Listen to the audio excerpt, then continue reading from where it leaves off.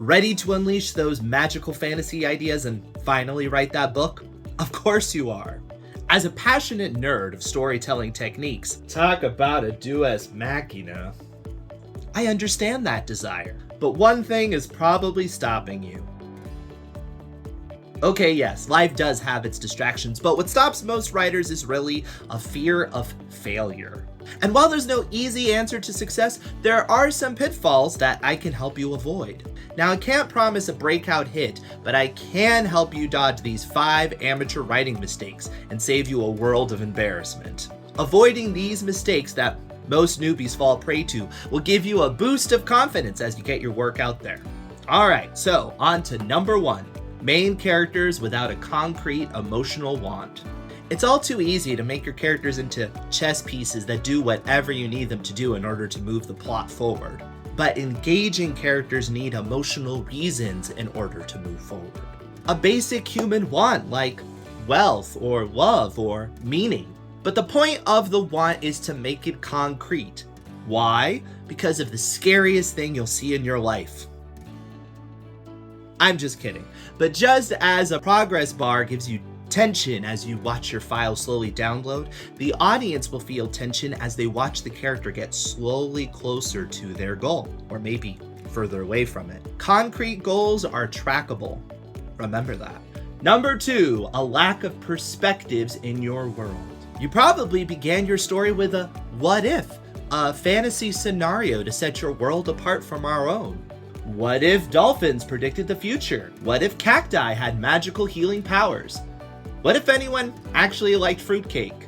But once you have your what if, what you need to look at is how it affects the whole population. What type of person is most successful in your world? What type of person finds it most challenging? What's the best way to game the setting of your world? What's funny about your world?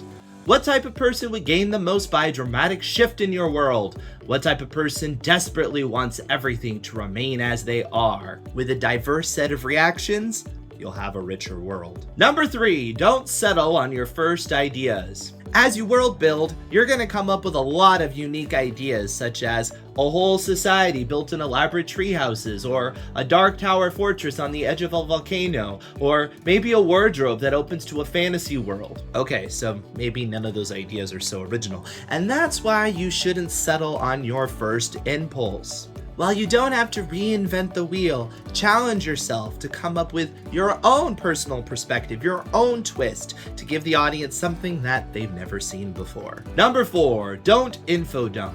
Once you've developed your world, it's all too easy to want to share every little detail about it. They'll love hearing about the banking system of the Third Kingdom of Timber Hollow. But the rule of thumb is that the audience only needs to know enough detail to understand the specific conflict going on that moment. The last thing you want to do is, as Richard Rose prepared to battle, the sun was coming up over the mountains.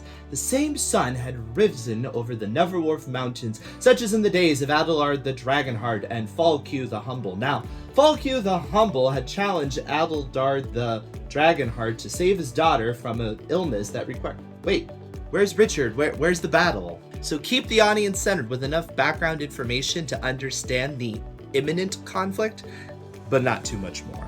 Number 5, keep raising the stakes. Something happens early on to shake the world of your main character. Sorry about this. Hello? Hello, this is the inciting incident. Get off your fat bottom and do something already. It's the call to adventure. The problem comes when the author forgets that once the stakes are raised, you can't just coast to the end of your story. Throughout the story, you need to ratchet up the tension with greater stakes.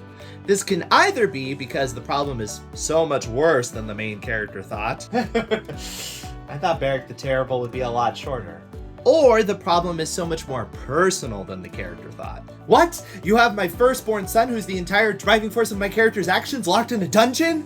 Either way, if you don't raise the stakes, it's a lot harder to pull the audience through the story. So there's 5 pitfalls to avoid, but there's so much more to fantasy than just avoiding mistakes. There's world building, character building, magic systems, word choice.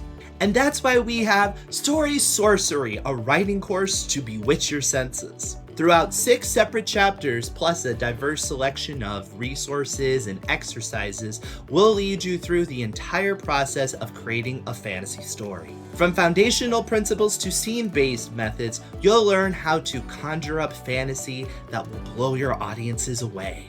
The 4-week interactive course features live lectures by yours truly, as well as interactive assignments. So don't let those story ideas just stay in your head. Join our adventure now. The story Sorcery journey begins soon. To get started, just click the link below and begin your registration. It's that simple. And I'm looking forward to reading the fantasy journeys that you have in store for me. I'll see you there. Just a reminder, subscribe, ring the bell on this channel, and check out these videos, some great writing tips for you. We'll see you there.